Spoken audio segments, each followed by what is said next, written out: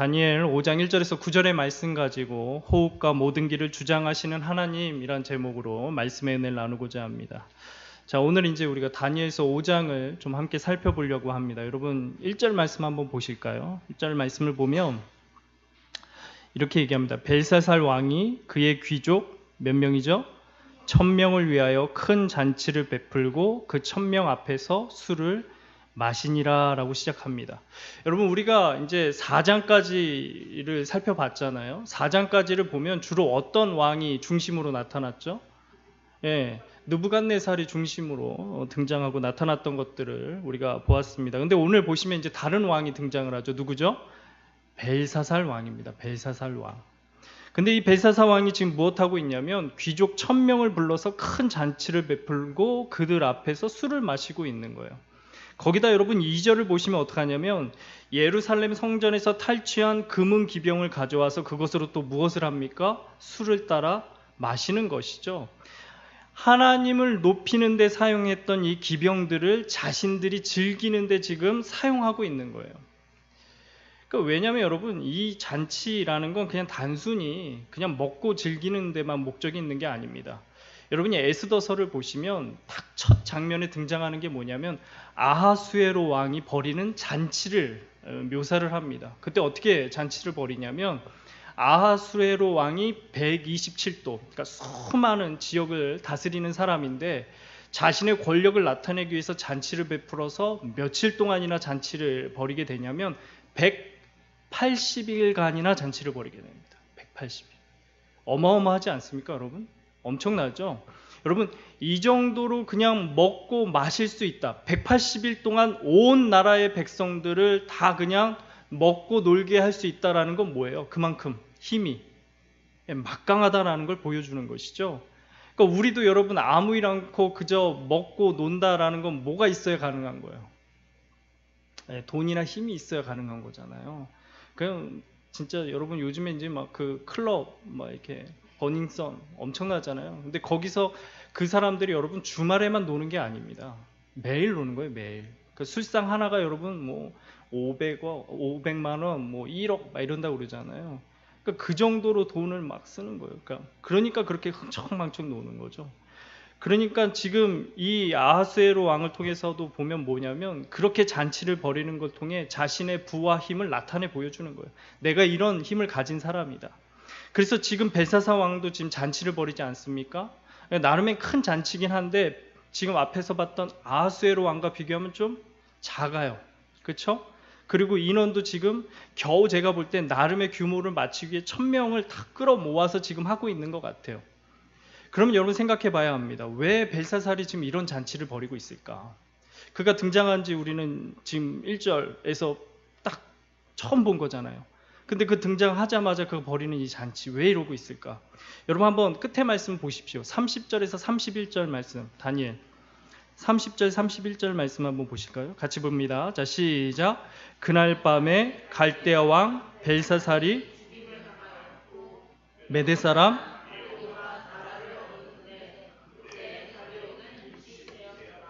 여러분 우리가 본 지 얼마 되지도 않은 이 벨사살이 어떻게 된다고 합니까? 메대 사람 다리오에 의해 죽임을 당한대요. 그러니까 여러분 이거는 그냥 어떻게 되는 거예요? 그냥 죽음으로 끝나는 게 아니라 지금까지 우리가 봤던 그 갈대아 이 큰 바벨론이라는 나라가 메대 사람 다른 나라의 그 왕 다리오를 통해서 어떻게 되냐면 멸망을 당하는 장면인 거예요. 그러니까 지금 벨사살은 지금 나라의 경각이 달린 시점인 겁니다. 그래서 자신의 성 앞에 이미 지금 다리오의 군대가 다 주둔하고 있는 거예요. 그래서 지금 자칫하면 자신이 무너져서 망할 수 있는 위기에 놓여 있는 것이죠. 그럼에도 지금 어떻게 하냐면 벨사살은 귀족을 모아놓고 잔치를 벌이는 거예요. 왜요? 어떤 의미입니까? 괜찮다라는 것이죠. 우리 무너지지 않는다라는 것이죠. 여러분 당시 바벨론 성벽이 튼튼하기로 정평이 나 있었어요. 그 어느 정도냐면 여러분 이 두께가 마차 있지 않습니까? 마차. 그 지금도 그 마차의 너비대로 철도가 건설이 된 거잖아요.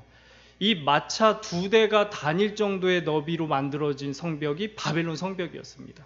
이 성벽이 온 도성을 휩쓸고 이렇게 휘둘러쳐 있는 거예요. 그래서 넓지 않습니까?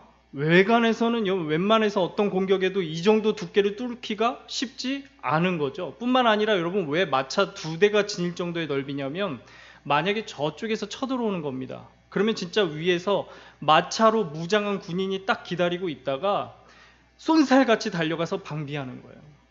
그러니까 웬만한 공격에서는 여러분, 이 성벽을 뚫을 수도 없을 뿐만 아니라 어때요? 그런 공격이 날라오면 바로 가서 응전이 가능한 거예요.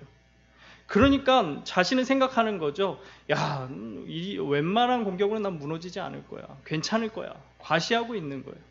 근데 여러분, 나중에 그래서 어떻게 되냐면, 다리오가 이 성벽을 어떻게 무너뜨리냐면, 사람의 힘 가지고는 여간에서 무너지지 않잖아요. 어떻게 하냐면 유프라테스 강물을 끌어옵니다. 강물을 끌어와서 물의 힘으로 이 성벽을 무너뜨려 버려요. 그러니까 물의 힘이 엄청나지 않습니까?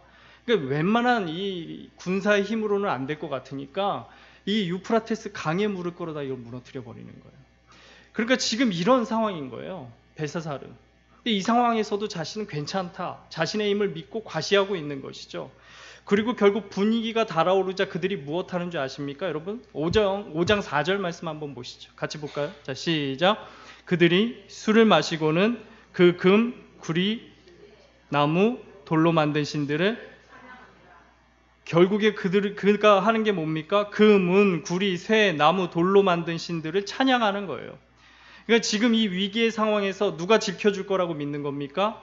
자신들이 만들어 놓은 그 신들이 자신을 지켜줄 거라 믿는 것이죠. 그래서 풍정등화의 위기 속에서도 지금 어떡합니까? 왕은 자신이 어떤 상황에 놓여 있는지를 보지 않고 계속 교만을 향해서 나아가는 거죠. 교만이 하늘을 찌르듯이 올라가고 있는 거예요. 난 괜찮다. 나는 그만한 힘을 가졌을 뿐만 아니라 뭐예요? 내가 만들어 온 신들이, 내가 다스릴 수 있는 저 신들이 나를 지켜줄 것이다 믿고 있는 것이죠.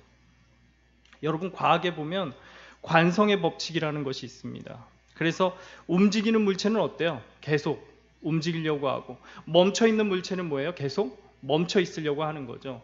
그러니까 어떤 외부의 자극이 주어지지 않는 한 계속 원래 가지고 있는 습성을 유지하려고 하는 법칙을 말하는 거예요.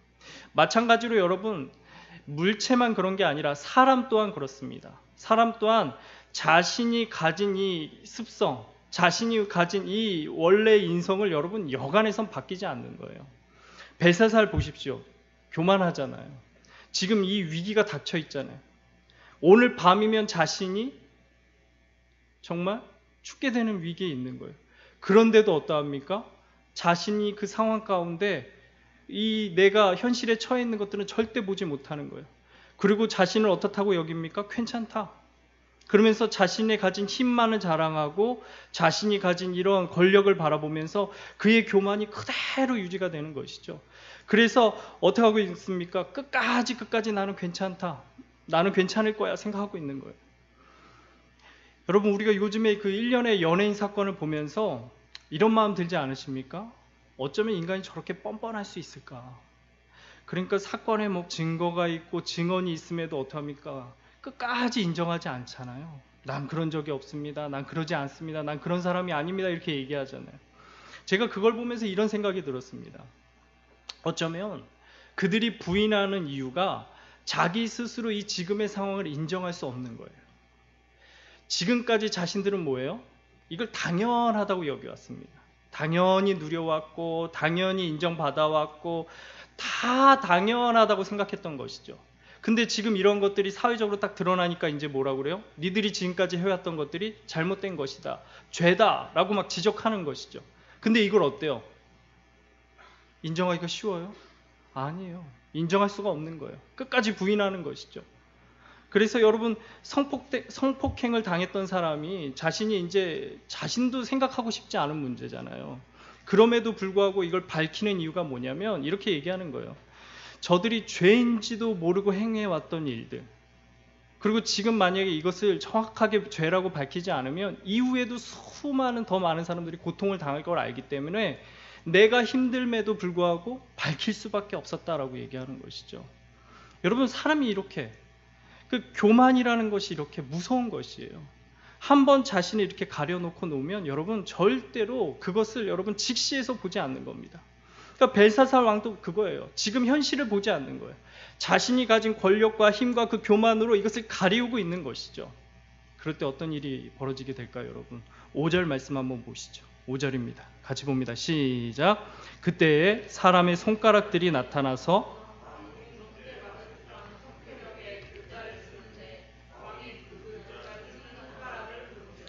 무엇이 나타납니까? 사람의 손가락들이 나타나 왕궁 석회벽에 글자를 쓰는 거예요. 그리고 그 글자를 보게 되자 왕이 어떻게 되느냐? 6절에 이렇게 말씀하는 거죠. 이에 왕의 즐기던 얼굴빛이 변하고 그 생각이 번민하여 넓적다리 마디가 녹는 듯하고 그의 무릎이 서로 부딪힌지라.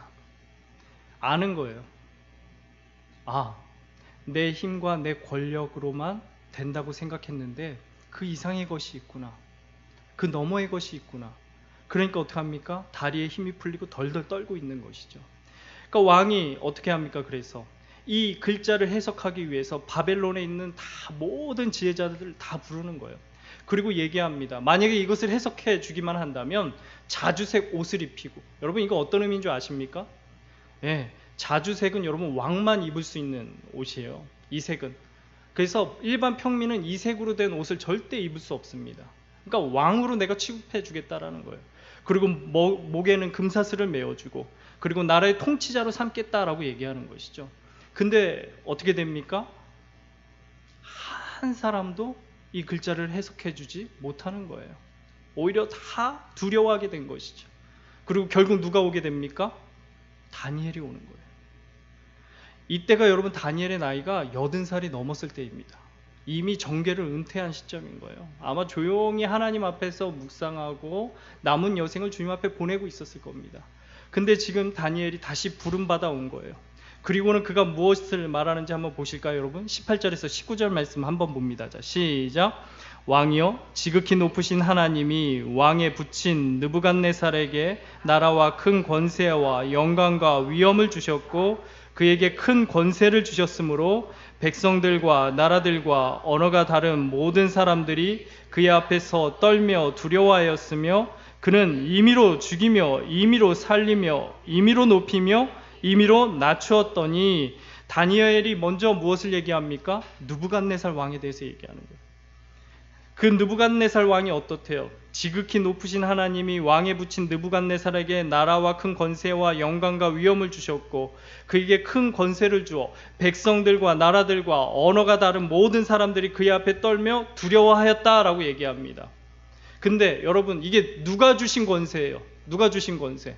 하나님, 지극히 높으신 하나님이 주신 권세잖아요. 근데 그가 그것을 가지고 어떻게 합니까? 임의로 죽이며 임의로 살리며 임의로 높이고 임의로 낮추었다라고 얘기하는 거예요. 여러분, 여기서 임의로 이게 무엇일까요? 임의로. 여러분, 이게 히브리어로는 째바라고 합니다. 째바. 벳제바 뭐 이러잖아요. 째바라고 하는데, 여러분 이게 어떤 뜻이냐면 자기 마음대로라는 뜻입니다. 자기 마음대로. 그러니까 이런 뜻인 거죠. 이 권세를 누가 주셨습니까? 하나님이 주셨는데 느부갓네살은 어떻게 하느냐? 교만해서 이게 내 권세, 내 능력으로 얻은 것이다 라고 생각하고 내 마음대로 죽이고 내 마음대로 살리고 내 마음대로 높이고 내 마음대로 낮출 수 있다 생각한 것이. 이런 느부갓네살을 하나님이 어떻게 하시죠? 어떻게 하십니까? 여러분 20절 말씀 21절까지 한 절씩 교독합니다. 그가 마음이 높아지며 뜻이 완악하여 교만을 행함으로 그의 왕위가 폐한바되며 그의 영광을 빼앗기고, 시작.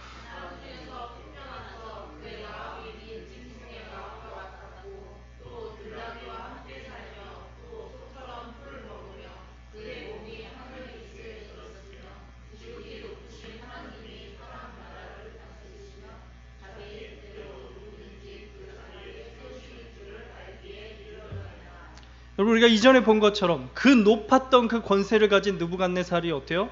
하루아침에 들짐승과 같이 돼버린 거예요. 그의 왕위가 폐하여지고 들짐승같이 되어서 뭐합니까? 소처럼 풀을 뜯고 들에서 지냈대요. 여러분 그 큰 권력을 가진 사람이 하루아침에 이렇게 돼버린 것이.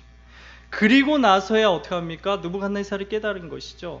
내가 내 마음대로 할 수 있는 것이 아니라 누구의 뜻대로 되어지는 것을 안 겁니까? 지극히 높으신 하나님의 뜻대로 되는 것이구나. 내 마음이 아니라, 내 뜻이 아니라 누구의 뜻, 누구의 마음? 하나님의 마음, 하나님의 뜻으로 된 것으로 안 거지. 그래서 그 앞에서 어떻게 합니까? 겸손하게 정말 하나님이 나를 세우시고 하나님이 나를 이끄시는구나를 그는 깨달았던 것이죠. 그런데 그의 아들인 지금 벨사살이 어떻게 있습니까? 어떻게 하고 있어요? 교만한 것이에요.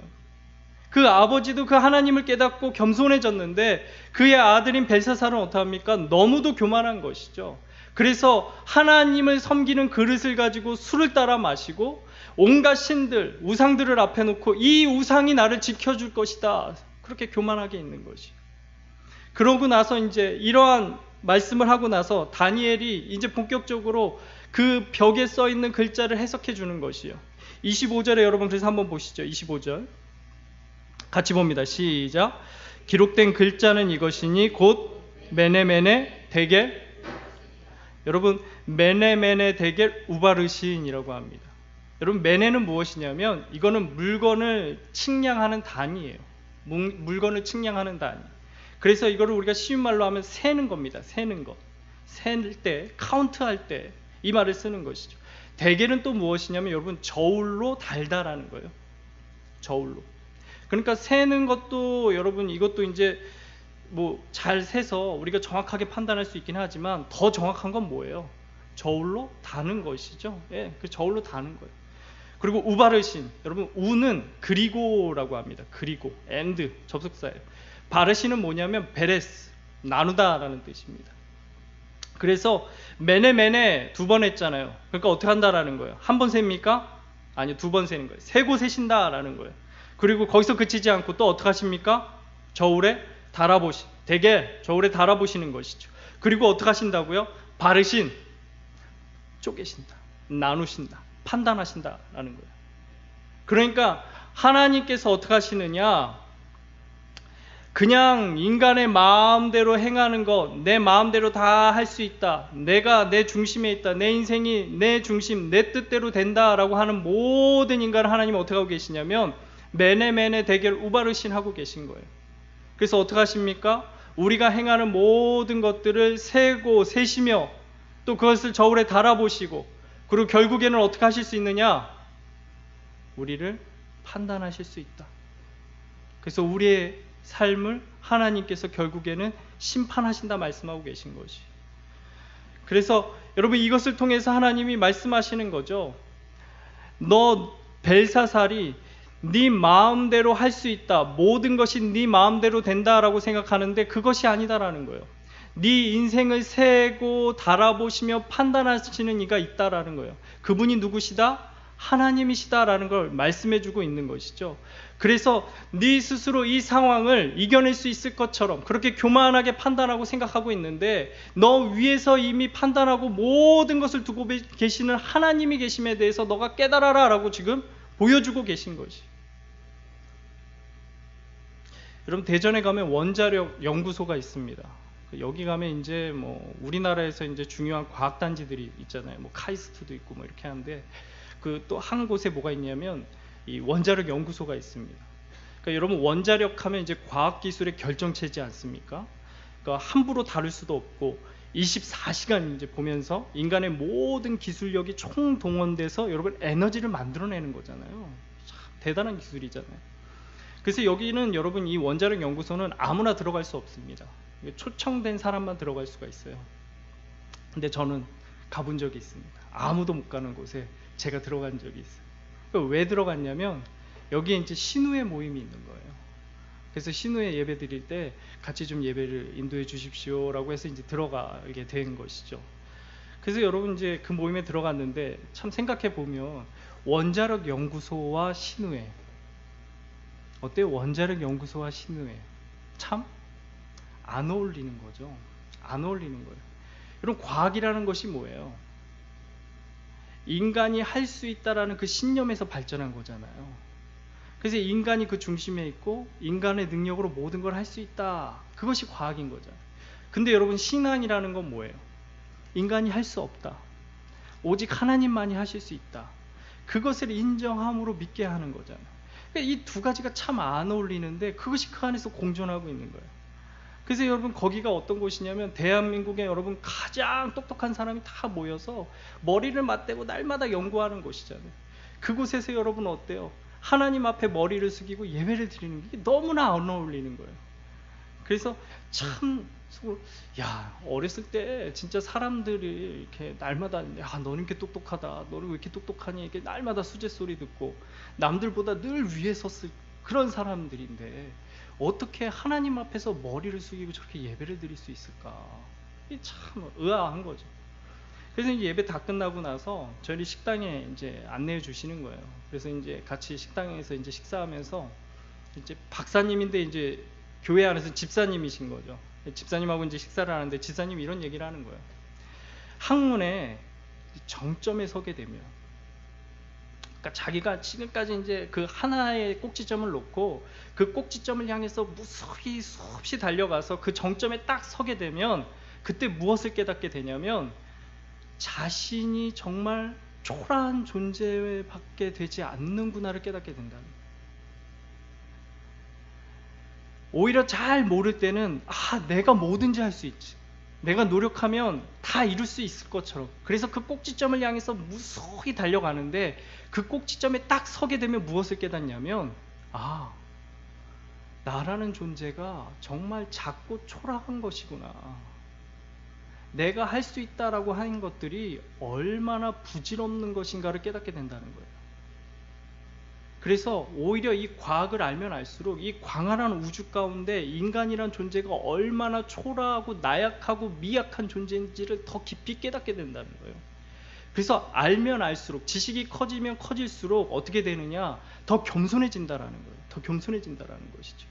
그래서 학문을 할수록 어떻게 되느냐, 이 세상에 정말 신이 존재하지 않으면 안 되는구나, 절대로 하나님이 안 계시면 인간이 살아갈 수 없구나를 깨닫게 된다는 거예요. 그래서 많은 그 박사잖아요, 그 똑똑한 사람들이 어떻게 하냐면 오히려 전에는 안 믿었는데 이제는 어떻게 되냐, 믿게 된다는 거예요. 그래서 그 안에 많은 분들이 오히려 연구를 하면 할수록 하나님 앞에서 겸손해져서 신앙을 갖게 되는 분이 그렇게 많다라는 것이죠. 여러분 보세요, 느부갓네살이 어떠했습니까? 내 마음대로 죽이고 살리고 높이고 낮출 수 있다라고 생각하지 않았습니까? 내가 모든 것의 꼭대기에 있다라고 생각했던 거지. 근데 어떻습니까? 그 위에 누가 계신 거죠? 지극히 높은, 인간으로서는 닿을 수 없는 그곳에 지극히 높은 하나님이 계심을 깨닫게 된 거예요. 그래서 그 하나님만이 우리 모든 인간을 죽이고 살리시며 높이고 낮출 수 있다라고 그가 고백하고 그 앞에 겸손해진 것이죠. 그러면서 왜 그 하나님이 우리를 그렇게 높이고 낮추고 죽이고 살리고 하실 수 있느냐, 오늘 말씀에 그것을 정확하게 말씀해 주시는 거예요. 왜 하나님이 그렇게 하실 수 있는 분이냐면 우리 모두를 어떻게 하시기 때문입니까? 메네 데겔 우바르신 하시기 때문입니다. 하나님은 여러분 어떠하십니까? 우리가 행하는 모든 것을 다 보고 계신 것이에요. 우리 머리털럭 하나까지도 하나님이 다 세시고 계신 것이죠. 그래서 우리를 날마다 어떻게 하십니까? 메네 세고 세시며 데겔 저울에 올려놓으시고 우리의 삶이 어떠한지 날마다 판단하시고 지켜보고 계신다라는 거예요. 그래서 그 하나님이 우리 모두를 어떻게 하십니까? 다스리고 통치하시는 거예요. 그래서 인간의 모든 것이 누구에게 달려있느냐? 하나님께 달려있다 말씀하고 계신 것이죠. 여러분, 요한복음 8장에 보면 가늠한 여인이 나옵니다. 요한복음 8장에 예수님이 이렇게 제자들을 다 가르치고 계신 중에 서기관과 이제 바리새인들이 가늠한 여인을 현장에서 붙잡아가지고 데리고 오는 거예요. 그리고 얘기하는 거죠. 율법에 이런 여자를 돌로 치라라고 명하셨는데 선생님은 어떻게 하실지 말씀해 주십시오라고 물어보는 거죠. 그러니까 예수님은 어떻게 하려는 거예요? 시험하려는 거예요. 그러자 예수님은 어떻게 하십니까? 아무 말씀 안 하세요. 그리고 오늘 이 말씀에서처럼 손가락을 가지고 땅에 글을 쓰십니다. 뭐라 쓰시는 거예요. 그리고 나서 일어나자 사람들이 더 이상 아무 말도 묻지 않는 거예요. 예수님께 이 여자 죽여주십시오, 돌로 쳐야 되지 않습니까? 예수님 어떻게 해야 합니까? 묻지 않는 거예요. 예수님이 그리고 어떻게 하십니까? 거기에 둘러쳐진 사람을 보고 얘기하시는 거죠. 너희 중에 죄 없는 자가 돌로 치라. 아무도 대답하지 않는 거예요. 그리고 다시 주저앉으셔서 땅에 글씨를 쓰시는 거예요. 그러자 사람들이 어떻게 합니까? 양심의 가책을 느끼고 젊은이부터 시작해서 나이 많은 사람까지 하나씩 다 그 자리를 떠나가기 시작하는 거예요. 그리고 오직 누구만 남게 되는 겁니까? 예수님과 가늠한 여인만 남게 되는 거예요. 여러분, 예수님이 거기에 뭐라고 쓰셨을까요? 모릅니다. 저도 몰라요. 수많은 학자들이 추측은 하지만 모릅니다. 추측할 뿐이에요. 근데 여러분, 대략 우리가 알 수 있는 건 이거죠. 하나님이 모든 사람의 행함을 아신다는 것이죠. 메네 되게 루바르신 하신다라는 것이죠. 아무리 사람들 눈에 보이지 않게 우리가 행한다 할지라도, 사람들 눈에 보이지 않게 우리가 죄를 짓는다 할지라도 하나님은 모든 인간을 살펴보시고 그들의 죄를 아시며 그것을 달아보시고 재시고 판단하신다. 그러므로 여러분, 우리는 깨달아야 하는 거예요. 우리 인생이 여러분 우리에게 달린 게 절대 아닙니다. 누구에게 달렸습니까? 오직 하나님께 달려있다라는 것이죠. 내 마음대로 행하고 내가 판단하고 행하는 것에 있는 것이 아니라 하나님께 달려있다 말씀하고 있는 것이에요. 그래서 다니엘은 여러분 이 벨사살을 향해서 이렇게 얘기해 주는 거예요. 그는 여러분 권력에 욕심도 없습니다. 80이 넘었잖아요. 그렇죠? 무슨 이 할아버지가 얻을 권력이 뭐가 있겠어요? 권력에 욕심도 없는 거예요. 그리고 자기가 원하기만 하면 어떻게 합니까? 벨사살이 수가 탁 틀리면 바로 죽일 수 있잖아요. 근데 두려울까요? 그것도 두렵지 않은 거예요. 그러니까 어떻게 합니까? 직설적으로 얘기하는 거죠. 벨사살에게 직설적으로 얘기해 주는 겁니다. 보실까요 여러분? 22절에서 23절입니다. 같이 한 절씩 교독해 보겠습니다. 벨사살이여 왕은 그의 아들이 되어서 이것을 다 알고도 아직 마음을 낮추지 아니하고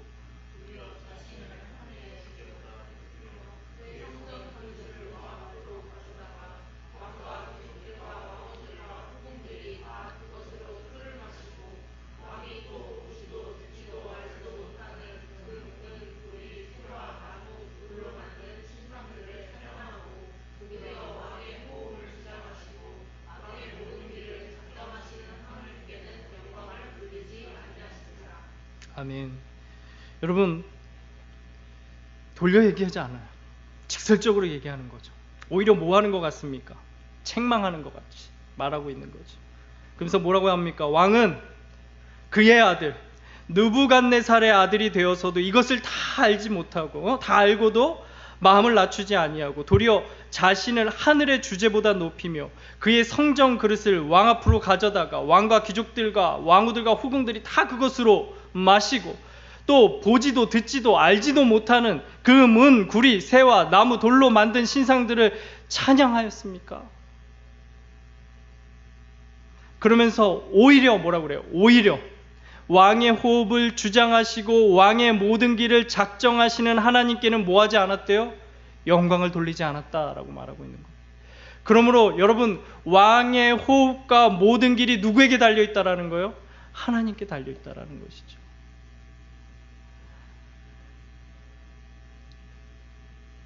하나님이 모든 인간의 호흡과 모든 길을 작정하실 수 있다라는 거예요. 그 하나님만이 우리의 모든 것을 아시고 판단하시고 주 뜻대로 인도해 가실 수 있음에 대해 말씀하고 있는 것이죠. 여러분, 저는 교만한 거죠. 그러니까 그런 생각이 어렸을 때 되게 많았어. 내 인생은 내 마음 먹기에 달려 있어. 내가 하면 할 수 있을 것 같아. 저는 정말 노력을 많이 했습니다. 전 노력파인데 제가 노력을 정말 많이 했습니다. 그래서 남들보다 어떻게든 앞서려고, 그래서 나는 정말 좋은 인생, 좋은 삶을 살아야지 이런 생각을 했던 것이에요. 그래서 저는 여러분 이제 대학교에 딱 들어갔을 때 열심히 해야지 그래가지고 그 당시에 이제 가장 여러분 핫한 선교단체가 어디였냐면 예수전도단이었어요. 그래서 예수전도단이 또 저희 그 신학교에서 가장 인원이 많은 진짜 핫한, 그래서 이제 그 동아리 그 선교단체에 들어갔습니다. 그리고 거기서 이제 막 훈련을 받는데 여러분 보니까 이제 여기서 조금 은혜 받은 사람들은 다들 보니까 훈련을 받으러 가더라고요. 그게 이제 DTS라는 훈련인데 6개월 동안 따로 과정이 있는 겁니다.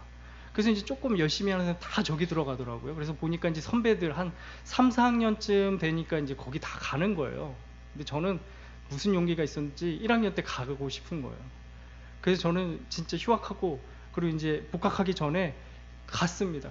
갔어요. 그래서 진짜 빨리 간 거죠. 그래서 그 DTS 훈련 딱 가서 보니까 나이 많은 막 목사님들 은퇴 전에 이제 자신의 이제 인생 여정을 좀 돌아보고 이제 마무리하시기 위해서 그렇게 오신 분들도 막 있고 막 30대, 40대 다 많은 거예요. 그러면서 쭉 나이를 해보니까 그 중에서 이제 저와 동갑이 있긴 한데 보니까 저보다 생일이 3개월 더 빠른 거예요.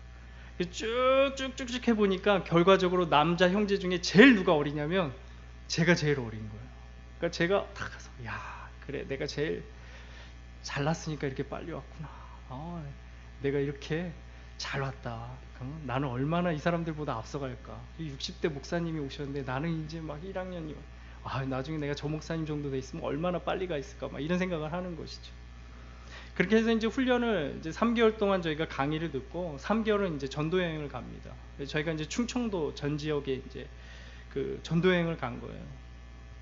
그래서 이제 일주일 이제 사역을 교회로 옮겨 다니면서 사역을 하는데 이제 어느 날은 이제 생각보다 사역 일정이 일찍 끝났습니다. 오후에 시간이 좀 남는 거예요. 근데 저희 이제 숙소 앞에 진짜 넓은 냇가가 있는 거예요. 물 높이도 한 무릎 정도 오는 넓은 냇가가 있는 겁니다. 그래서 이제 한여름에 넓은 냇가가 있고 오후에 한적하니까 어때요? 들어가고 싶은 거죠. 팀장님께 말했더니 그럼 한 2-3시간 우리 같이 한번 쉬자고 놀자고 들어간 거예요. 그냥 이제 신나게 막 물장구 치면서 막 놀고 있는데 여러분 이제 정말 물을 조심하셔야 되는 게 뭐냐면 이제 이렇게 물이 쭉 흐르면 물이 차지 않으니까 물놀이를 못 하거든요. 그러니까 어떻게 하냐면 사람들이 이제 조금씩 징검다리 식으로 물을 모아 놓습니다. 그러면 이제 물이 걸리기 때문에 물 수위가 좀 올라와서 더 차게 되잖아요. 근데 여러분 이렇게 되면 어떻게 되냐면 물살이 생깁니다. 그래서 넓은 그 냇가에 물살이 생겨나요. 그러면 물이 한 곳에 모이는 곳은 여러분 패이게 되어 있습니다. 그래서 이렇게 쭉 패여요.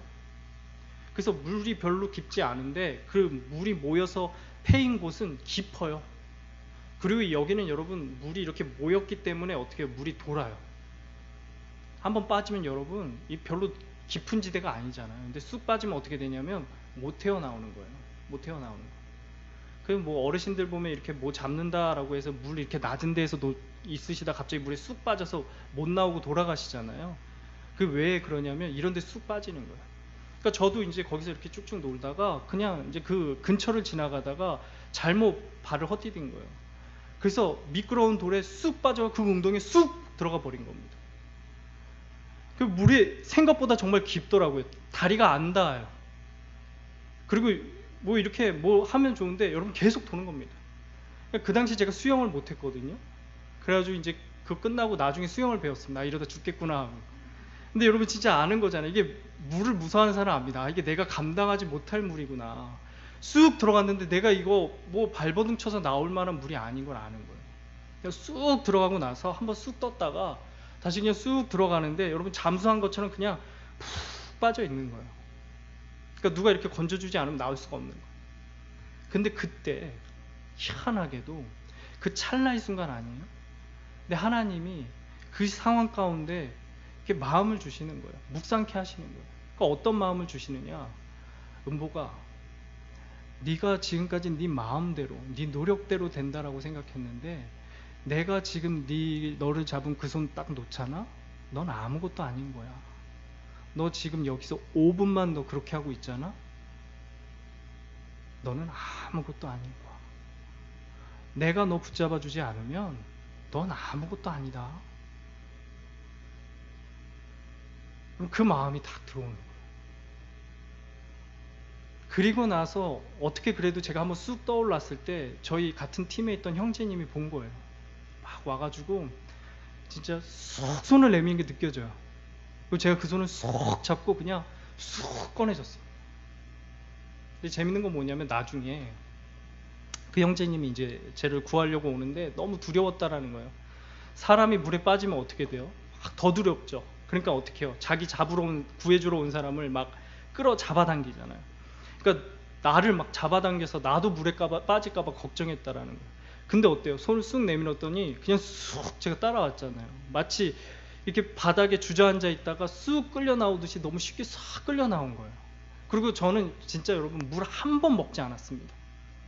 그래서 제가 이렇게 쑥 나왔을 때 뭐 캬락캬락 뭐 이런 게 아니라 그 주변에 이제 같이 저희 팀에 있던 자매님들이 물 밖에서 이제 좀 쉬고 있었거든요. 그러니까 제가 나오는 장면을 다 본 거예요. 근데 제가 어떻게 나왔냐? 웃으면서 나왔다라는 거예요. 그래서 처음에는 장난하는 줄 알았대요. 빠진 척 장난했다가 나온 줄 알았다라는 거예요. 여러분, 제가 그 상황에서 깨달은 거예요. 내 모든 호흡과 내 모든 길이 하나님께 달려있구나. 내가 주장하고 내가 원하는 대로 되어지는 게 아니라 이 모든 것이 다 하나님이 행하심, 하나님이 하시지 않으면 안 되는구나 라를 깨달게 된 겁니다. 그럼 저는 오늘도 마찬가지예요. 제 생각 가운데는 이제 이번 주에 찬양사님이 이제 출타하셨잖아요. 그래서 이제 일원도 적을 것 같고, 그래서 저희 이제 부모님께도 이번 첫째 주에 한 달에 한 번 오시는데 첫째 주에 이제 오시면 좋겠습니다. 제 생각은 다 그렇게 계획을 한 거죠. 그리고 오시고 또 우리 박 집사님이 또 꽃도 준비해 주시고, 그래서 이제 다음 주에 안 계시니까 미리 이제 전달할 선물까지 다 준비해. 그 여러분 이제 우리 생각대로는 그렇게 되는 거잖아요. 그래서 이제 함께 이제 오셨으니까 식사도 하고 교제도 하고 축하도 해드리고 뭐 이렇게 생각했는데 안 올라오시는 거예요. 안 올라오시는. 트렁크 문을 열다가 트렁크가 이제 위로 이렇게 제껴지는 건데 밀려가지고 뒤로 떨어져 버리신 거죠. 제 생각에서는 오늘 이렇게 예배 드리고 이렇게 진행될 거 다 생각했는데 전혀 다른 상황들이 오는 거예요.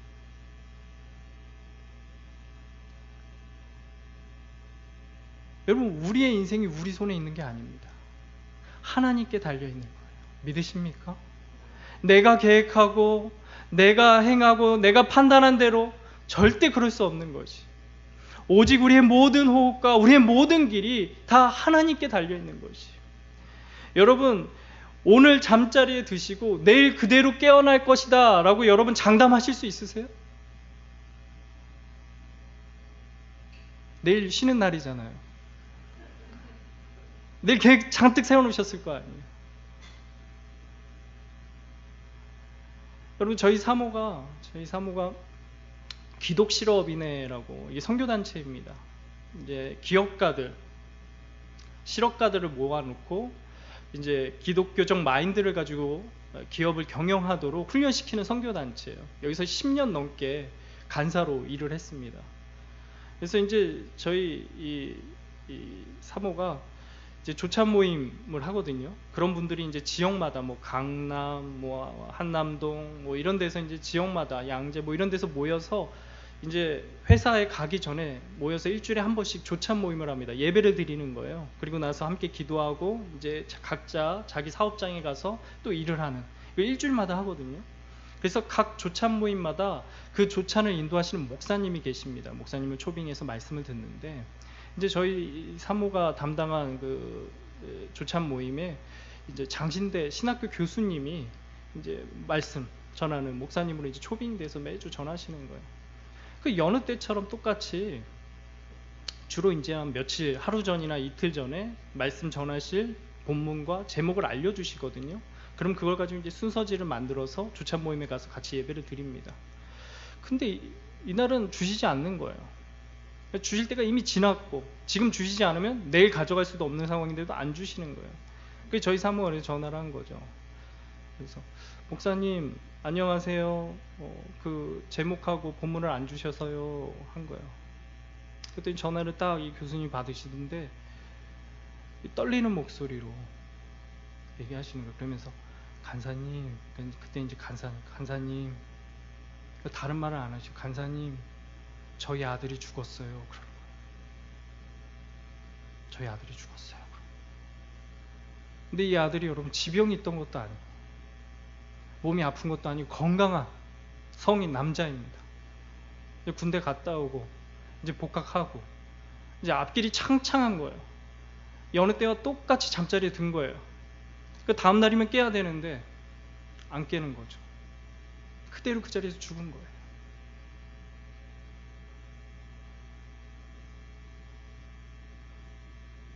여러분, 우리의 호흡, 우리의 모든 길이 하나님께 달려 있습니다. 벨사살과 같이 이 땅에서 우리가 수많은 부귀 영화를 누린다 할지라도 여러분, 하나님이 결정하셨으면, 하나님이 부르시면 여러분, 우린 여지없이 돌아가야 하는 거예요. 그 앞에서 하나님 앞에 우리가 지금은 아닙니다. 하나님, 내가 가진 이 권세, 내가 누려야 할 것, 지금은 아닙니다. 절대 그럴 수 없다라는 것이죠. 그러므로 우리가 우리 스스로 내 마음대로가 아니라 오직 우리의 모든 것을 다 달아보신 그 하나님, 그래서 내 모든 것을 오직 그 하나님께 맡기고 나아가야 하는 것이. 그리할 때 내 호흡과 내 길마저 주님께서 친히 인도하시고 이끌어 가신다 말씀하고 있는 것이죠. 사랑하는 성도 여러분, 우리의 인생이 우리 마음대로 되는 것이 아님을 여러분 기억하시기 바랍니다. 내가 내 마음대로 죽이고 살리고 낮추고 높인다 여러분 생각하지 마십시오. 우리는 메네메네 되게 루바르시나 하시는 그 하나님의 손에 달려있는 것이, 우리의 호흡, 우리의 모든 길을 작정하시는 그 하나님께 달려있는 것입니다. 그러므로 여러분, 내 인생에 내가 아니라 하나님께 맡길 수 있어야 하는 것이요, 오직 내 모든 것이 하나님께 달려 있습니다. 하나님이 내 인생을 책임져 주시고 하나님 인도해 주시고 다스려 주시옵소서. 우리가 이런 믿음으로 살아갈 수 있어야 하는 것이죠. 그러므로 여러분, 이 힘든 세상 가운데서 여러분 스스로 할 수 있다라고 여러분 자만하거나 교만하지 마시고, 오직 내 모든 인생을 되게 메네메네 되게 루바르시나 하시는, 내 호흡과 내 모든 길을 인도하시는 그 하나님을 여러분 의지하시며 그 하나님만을 바라며 살아갈 수 있는 저와 여러분이 되어지기를 소망합니다.